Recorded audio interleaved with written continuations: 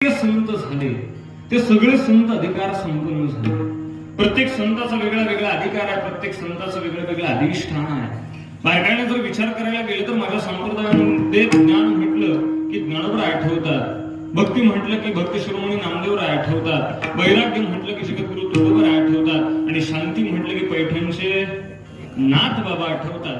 संप्रदायामध्ये प्रत्येक संताचा अधिकार ठरलेला आहे, पण त्यातही वैराग्य ज्यांच्याकडे पाणी वाहत होतं, तत्वज्ञान ज्यांच्या जीवनात पायकी करत होतं, भक्तीचा वसा आणि वारसा घेऊनच हे जणू महाराष्ट्राच्या पावनभूमीमध्ये उदयाला आलं होतं. भंडारा रामचंद्र घोरड्या डोंगरावरती परमार्थाची साधना करून देहासकट वैकुंठ आगमन करून विश्वातला एक चमत्काराने इतिहासाच्या पानावरती सुवर्ण अक्षरांनी कोरून ठेवला.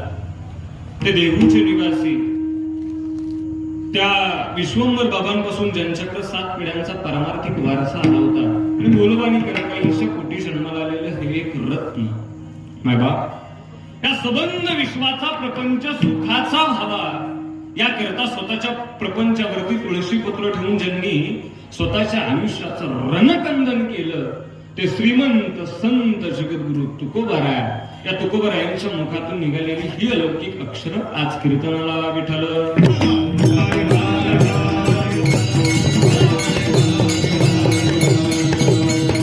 प्रस्तुत प्राप्तप्रसंगी कीर्तनरूपी सेवेकरता घेतलेला अभंग जगद्गुरु तुकोबरायांचा.